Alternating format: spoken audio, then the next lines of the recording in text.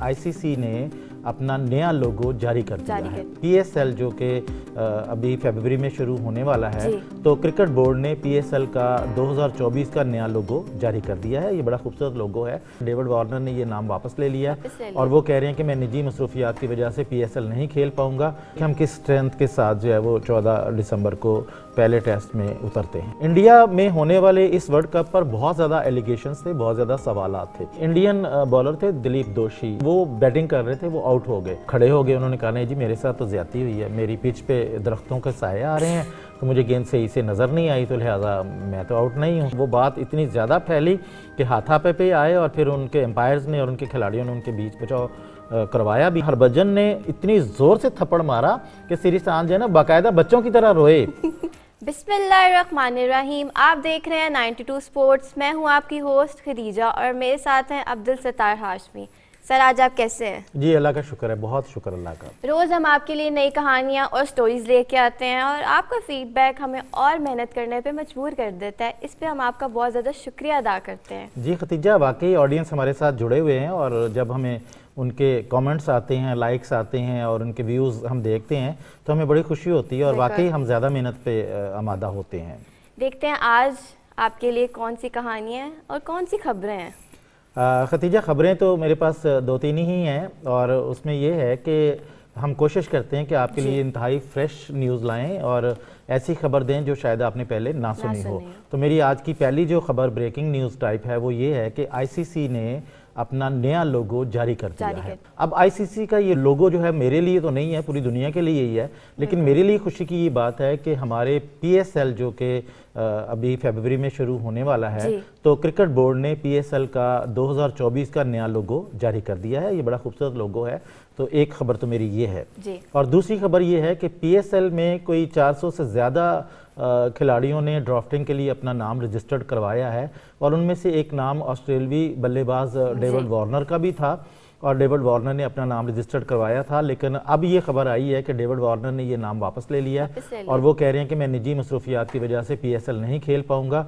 तो ये पाकिस्तानी शायकीन के लिए एक बुरी खबर कह लें आप इसे कि हम उनकी धुआंधार बैटिंग से जो है वो महरूम हो जाएंगे। अच्छा, और आपके पास कोई खबर है? जी मेरे पास 2 खबरें हैं। जी आपने देखा स्टाइलिश बल्लेबाज, इंडियन स्टाइलिश बल्लेबाज जडेजा, इनका पूरा नाम क्या था? अजय जडेजा। इन्होंने पाकिस्तान बैटिंग कोच के लिए हामी भर ली है। हाँ अच्छा खतीजा, खबर तो मज़ेदार है आपकी, लेकिन मैं थोड़ा सा इसको अगर आप इजाज़त दें तो कंप्लीट कर दूं। उन्होंने हामी नहीं भरी बल्कि किसी अखबार नवीस ने उनसे ये सवाल पूछा कि जनाब अगर आपको पाकिस्तानी टीम की बैटिंग कोचिंग की ऑफ़र आए तो आप क्या कहेंगे? तो उन्होंने कहा कि मेरे लिए अफ़गानिस्तान और पाकिस्तान में कोई फ़र्क नहीं है, मैं प्रोफेशनल हूँ, मुझे कोई मेरी खिदमत हायर करेगा तो मैं ज़रूर जाऊँगा। तो पाकिस्तान की बैटिंग कोचिंग करते हुए मुझे बड़ी खुशी होगी। तो मैं वैसे इस प्रोग्राम की वसातत से ना अजय साहब को ये कहना चाहता हूँ कि आपका बहुत शुक्रिया। हमारे अपने पास बहुत अच्छे अच्छे बल्लेबाज हैं और हम अपनी कोचिंग कर सकते हैं, हमें आपकी खिदमत की ज़रूरत नहीं है। जी दूसरी खबर मेरी ये है, कैनबरा में होने वाला मैच जो कि ड्रॉ हो चुका है, चौथा दिन बारिश की नज़र हो गया। बैटिंग और बॉलिंग दोनों ही नाकाम रही, लेकिन शान मकसूद ने क्या कमाल बैटिंग की, क्या कहेंगे? देखें, इस जो 4 रोज़ा मैच था ना, ये 3 रोज़ में ख़त्म हो गया। चौथा रोज़ बारिश की नज़र हो गया, बारिश ने इस मैच को मुकम्मल नहीं होने दिया। आम ख्याल ये था कि पाकिस्तान ये मैच ले जाएगा, लेकिन जो वहाँ की जो प्राइम मिनिस्टर 11 थी ना, उन्होंने अच्छा रेजिस्टेंस दिखाया और बराबर में रहा, बल्कि मैं समझता हूँ कि पाकिस्तान डिफेंसिव रहा है। तो क्वेश्चन मार्क आया हमारी बैटिंग पे भी और बॉलिंग पे भी। और बॉलिंग में एक नुकसान ये हुआ कि इब्रार भी जो हैं वो भी अनफिट हो गए, तो वो भी हमें नुकसान झेलना पड़ेगा।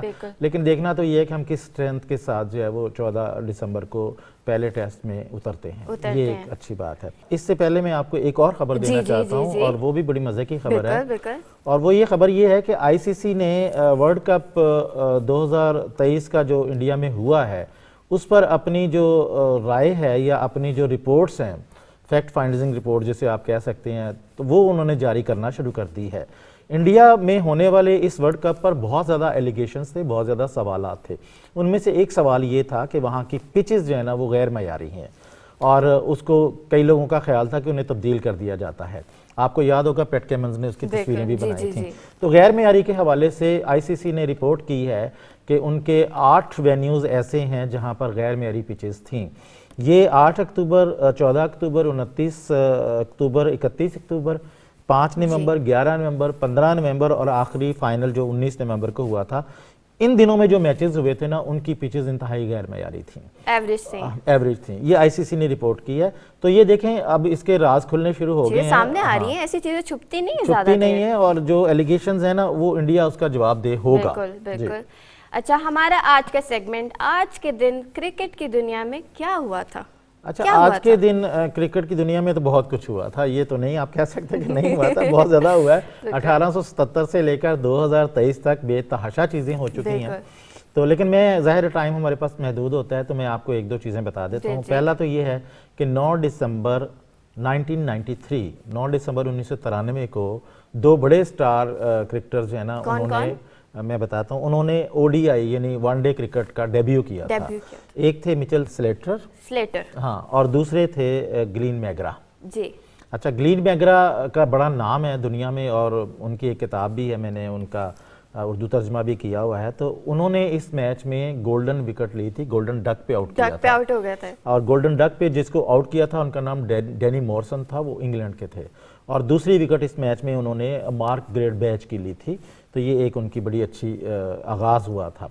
अच्छा, दूसरा ये है कि 9 दिसंबर 1979 को 79 को पाकिस्तान की टीम इंडिया गई हुई थी, और वहाँ पर दिल्ली में जो टेस्ट हो रहा था कोटला स्टेडियम में, तो उस टेस्ट में पाकिस्तान की तरफ से वसीम हसन राजा, जो कि रमीज़ राजा के बड़े भाई थे, उन्होंने बड़ी अच्छी कारकर्दगी दिखाई थी। और ये जो वसीम राजा थे ना, इन्होंने वेस्ट इंडीज़ के ख़िलाफ़ भी बहुत अच्छी कारकर्दगी दिखाई थी उस दौर में, जब वेस्ट इंडीज़ की तूती बोलती होती थी।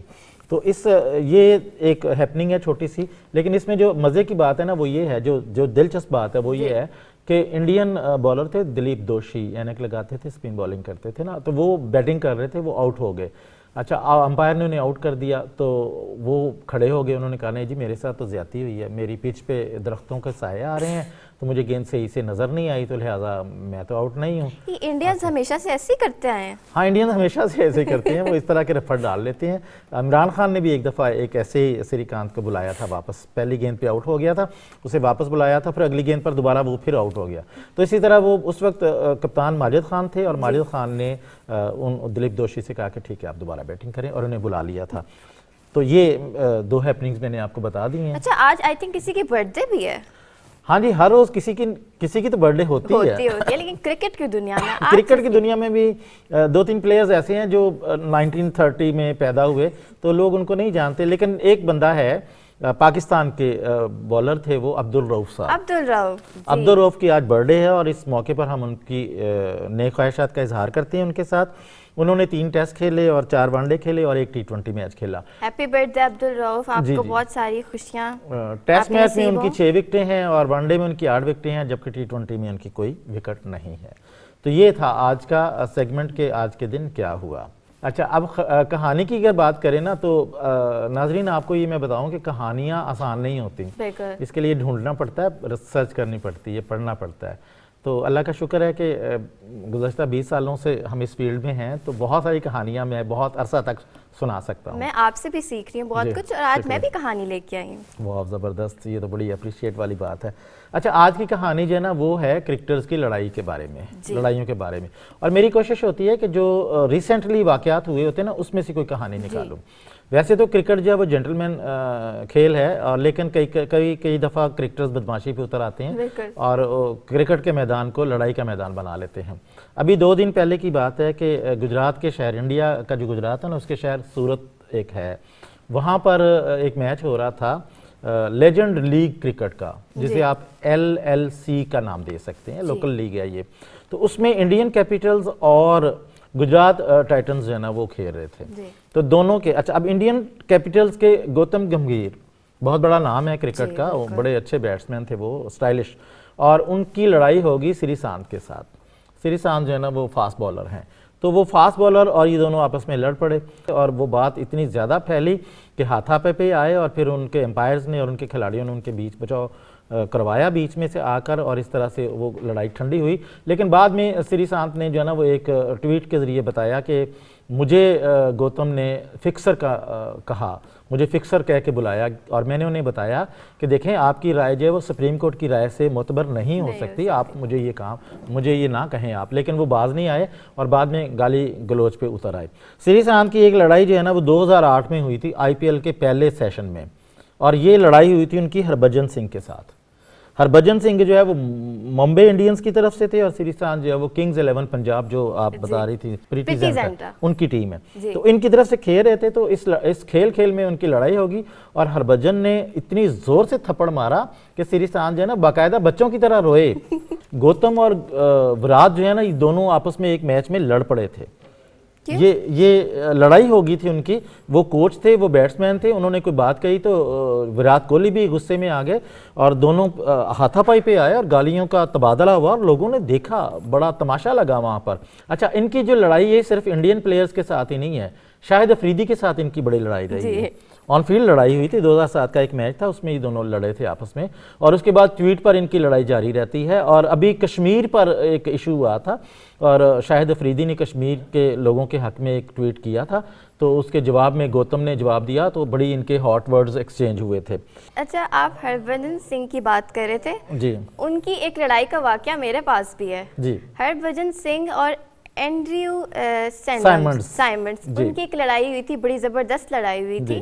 एक मैच था, इंडिया में हो रहा था, हरभजन सिंह ने एंड्रयू को कह दिया था आप बंदर लगते हैं। हाँ ये बड़ी मशहूर लड़ाई है। अच्छा, काफी ज्यादा स्कैंडल चला था, फिर इस स्कैंडल को उन्होंने आई थिंक मॉन्की गेट का नाम दे दिया था। जी बिल्कुल, मॉन्की गेट का जो बड़ा मरकजी किरदार था ना, जो एंड्रयू साइमंड्स हैं, ये पिछले साल एक हादसे में इंतकाल कर गए हैं, और ये बड़ी लेदे हुई थी। अच्छा, इसके अलावा भी एक दो लड़ाइयाँ और भी हैं, जैसे जावेद मियांदाद और डेनिस लिली की लड़ाई बड़ी मशहूर है। सिडनी में मैच हो रहा था, तो जावेद मियांदाद आपको पता है कि थोड़े गर्म मजाज हैं, तो लिली जो है वो भी, तो लिली ने ज्यादती की थी और मियांदाद को लात मार दी थी, और जवाब में मियांदाद ने बल्ला उठा के उसके सर में मारने की कोशिश की, और अंपायर्स ने बीच बचाव करा दिया। बाद में जब ये बात सामने आई, अंपायर्स ने और जो उसकी कमेटी बनी थी उन्होंने जब इनको प्रीव्यू किया, तो उसमें डेनिस लिली को 2000 ऑस्ट्रेलियाई डॉलर्स का जुर्माना हुआ था।